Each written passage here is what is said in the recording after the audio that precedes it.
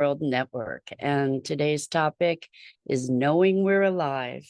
And I've encountered a very interesting phenomenon among um, not a minor number of people. And that is that we can fall into a pattern of relishing our suffering and finding sweetness in the suffering and pain that we experience in life. And the question is why? Why is that suffering so sweet? And what I've recognized and clients have validated is that suffering lets us know that we're alive.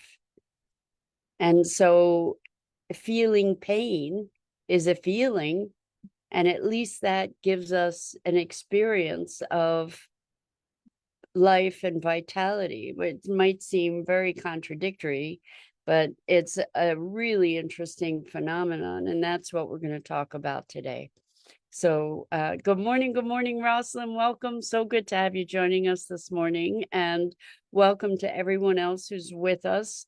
Before we get started on today's topic, let's take a minute or two to get present. So let's take a deep breath in through the nose and hold it. And imagine clean, crisp oxygen flooding your lungs, flowing into your bloodstream, nourishing all your cells, all your organs, bringing vital life energy to your body and being. And as you exhale, exhale any tension, stress, negativity, fatigue. And now let's take another deep breath in through your nose and hold it. This time, imagine brilliant, bright light, lighting you up from the inside out, illuminating, electrifying, and energizing all your cells, your molecules, your electrons, creating a brilliant beam of light and energy from your heart out into the world. And as you exhale, exhale any remaining tension, stress, negativity, fatigue. And now let's press our palms together, vigorously rub your hands together to feel the friction, the temperature, the pressure, the motion, the tickling and tingling when you stop. And allow all those sensations to bring you present, right here, right now, into this remarkable physical form that enables us to experience life. Welcome, welcome, welcome. So, knowing we're alive. And I think what can so readily happen is that we get very dissociated from our emotions, from our bodies. We get disconnected, and disconnected not only from ourselves, but from our environment, feeling this isolation from others. And one of the ways that we can feel is through pain. And some people do that through extremes of cutting, for example. And others of us do approach the pain or create the pain through emotional rumination, but it's familiar, right? So if we have been schooled in trauma and painful emotions, as painful and uncomfortable as they may be, the irony is that they're familiar, and in that familiarity, they hold some comfort. They can provide some comfort, and they allow us to feel. And this pattern of pain becomes somewhat, well, it becomes a pattern. It becomes habituated. It becomes a habit, and it becomes a chemistry that is very familiar. And because that chemistry is familiar, when we need comfort, it's ironic that we would seek comfort through discomfort, right? But when we need comfort on a certain level, we then seek to recreate that pain. We create reasons for our suffering so that we can experience that familiar pattern. And I wonder, it's maybe an uncomfortable thing to look at in ourselves, but I wonder if, as we do some self-examination, a pattern like this makes itself present, brings itself to awareness. If we can allow ourselves to notice what are the kinds of things that we do that are habituated, that somehow cause us discomfort, but we persist in those things, in that pattern. I think the thing about patterns is that so many of them are beyond our conscious awareness, like the motivations for those patterns.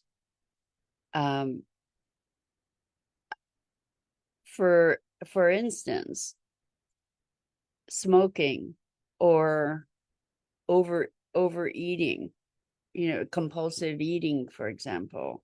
That was something that I experienced for a number of years. I would eat to get comfort, and then I would berate myself for having done that. So there was a pattern of initially self-soothing that then turned into kind of self-abuse. And we can do that in all different levels. People who smoke, who want to quit smoking, and they find themselves smoking and then being angry at themselves for smoking, and it's a spiral, a downward spiral. And yet there's something familiar. There's something that is a pattern wanting to be fed. I think that we can have emotional addictions in the same way that we have other physical addictions. Because when we think about it, emotions create a set of chemistry. And we become acclimated to that chemistry, perhaps addicted to it. So, for instance, if we've grown up in an environment with lots of upheaval and lots of drama and lots of emotional strife, there's a lot of chemistry that goes along with that. Good morning, Dido. So good to have you here with us this morning.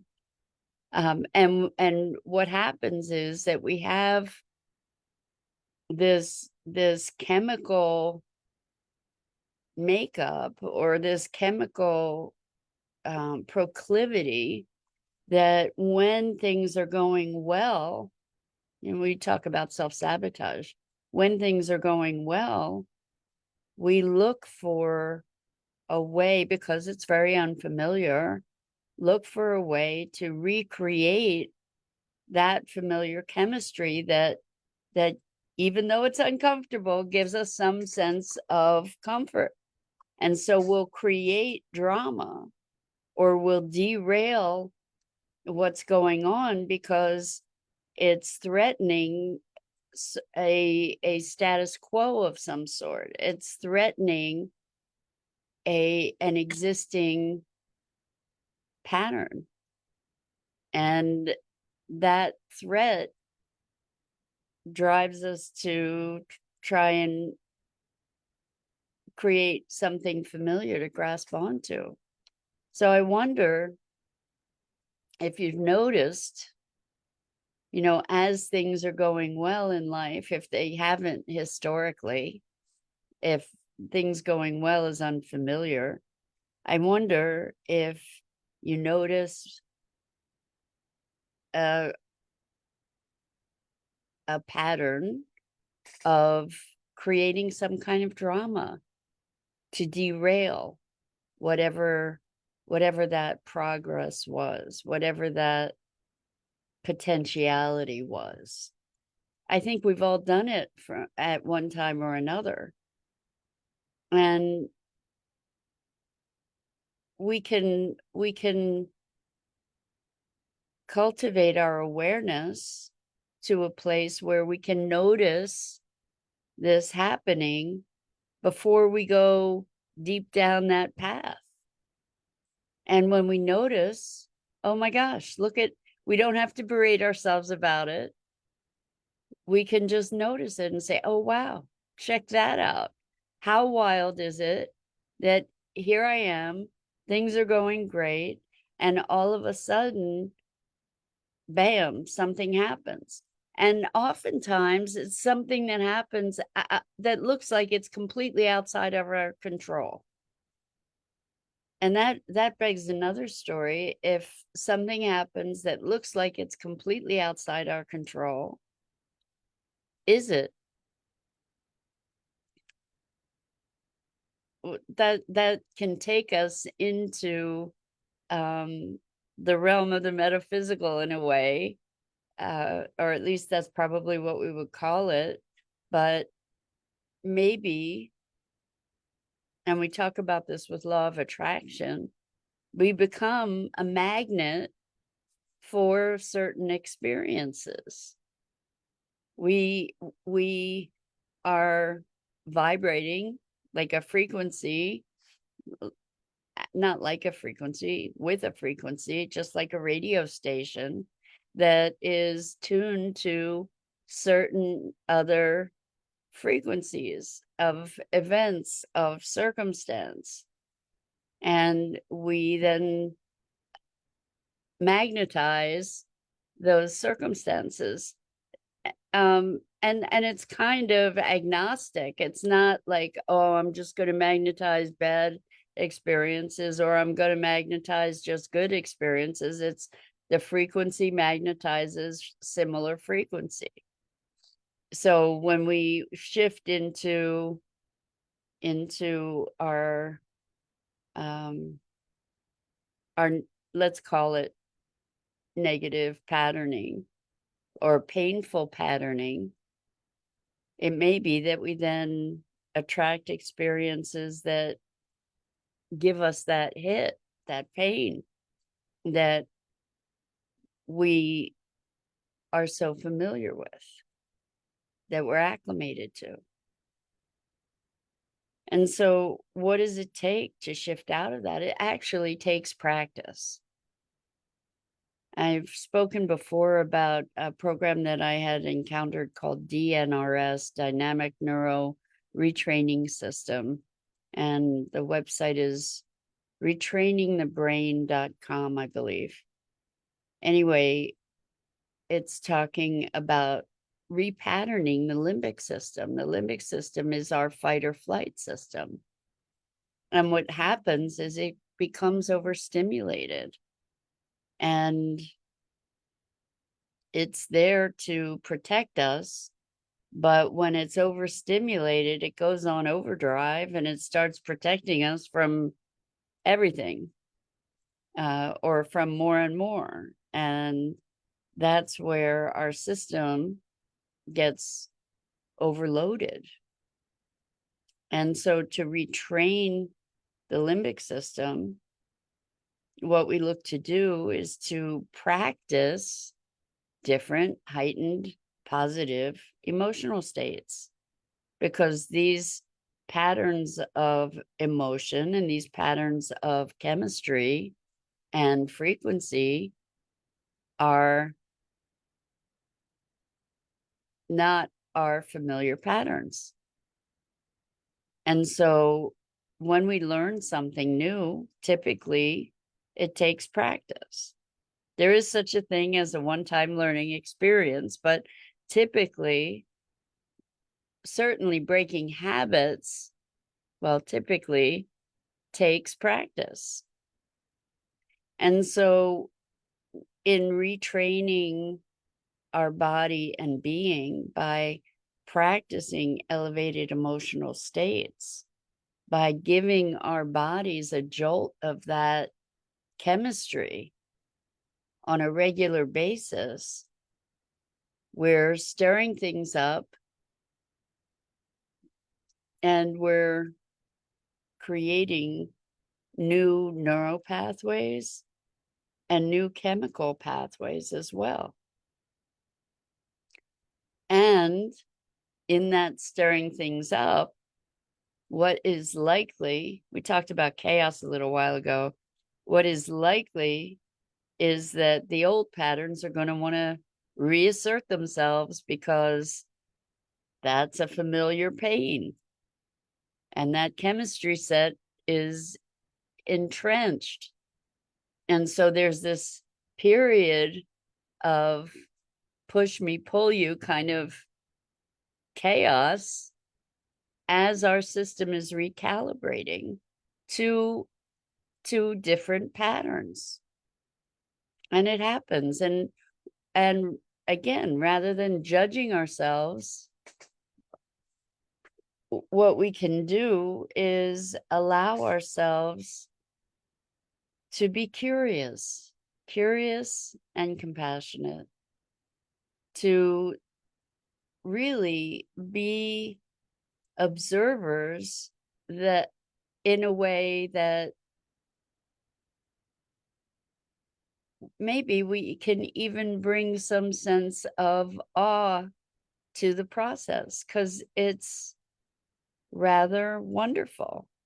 It's rather awful, full of awe, and can be really challenging to be moving through that chaos, not knowing what's up, what's down. Am I crazy because things are getting disoriented and uprooted and disrupted, and it's unfamiliar, so we don't know the path forward necessarily, because we're in a construction zone and it can be pretty dusty and dirty and messy and even a little perilous moving through a construction zone. You need to pay attention and step with deliberation, deliberate intention, so that you don't trip and fall on stuff that's strewn about in a construction zone. So I think that one of the gifts that we can give ourselves is to have some kind of button or something that just, not necessarily a literal one, but figuratively, that says work in progress and construction zone sort of thing, because if we allow ourselves to really be engaging with life, we are a work in progress. And we don't have to just have the experience of being alive be one that's coming from sorrow and pain and trauma. Sometimes we cling to that because that's where the juice is, right? That's where the intensity of life is. But the reason that the intensity of life is there is because of our history. And we can create an intensity of awe and wonder and maybe even joy. I can say that for most of my life, joy wasn't on my radar at all. It was not a priority. It was irrelevant. It wasn't even part of the conversation, because I was very, very steeped in suffering. And I can say that we get to elevate our baseline. So we may not go from depression and sorrow and grief to elation, but we can raise the baseline in a way that our chemistry can evolve to a more joyful place, less painful place, less drama, less conflict. Maybe, we've grown up with trauma, drama, and conflict. So we can practice moving out of that. And we can practice consciously choosing differently. And when drama presents itself, we can look and maybe interact with it differently, not getting sucked into the vortex of trauma, or drama. Works both ways there. So hi, Sue, welcome. Wow, we've got a party here this morning. It's so good to be here with you ladies and everybody else, but these are ladies that I know and love. It's wonderful to be sharing together this morning. So giving ourselves the gift of stepping into our own power to choose. Remember, we're creating stories all the time. We are generating the narrative of our lives. It may have been given to us initially. We may have adopted it without even realizing it. But there's a point at which we can step back and say, oh, what is that narrative? What is that story? And do I choose that? Is it from me? Is that my story? Or is that the story that I inherited? Is that the story of my family? Is that the story of my culture? Is that actually my story? And to look at that and to have a willingness to entertain, at the very least, start entertaining the possibility that we can write our own story about ourselves, about life, about the world, that we don't have to receive and live into the story of generations and generations that have suffered and struggled, that we can actually start creating a story of the lives we want to live, of being a way we choose to be, rather than a way that we have been programmed to be. Rosalind says, breaking the mold. Exactly. We have the ability, particularly when we see it. Can't really break it until you see it, until you recognize it, until you bring it into conscious awareness. But once we do bring ourselves conscious to these narratives and these patterns of pain, patterns of struggle, and start to question them, that's the beginning of the opening to freedom. And so that's today's invitation, is notice, what are the patterns? Are there patterns of pain? Are there patterns of sorrow? Are we cherishing and relishing and steeping ourselves in painful emotions because they're familiar? And if so, what would it be to choose differently? What would it be if we were to entertain the possibility of making different choices, like actually choosing rather than inheriting and perpetuating? So, breaking the mold. That would have been a great name for today's conversation. Thank you for that, Rosalind. And thank you all for joining us today. I'm Mira Rubin. This is the Core Connection. And I go live here each weekday morning on Enlightened World Network's Facebook page and YouTube channel. And I invite you to please like, follow, and share Enlightened World Network and me. And the links are in the description.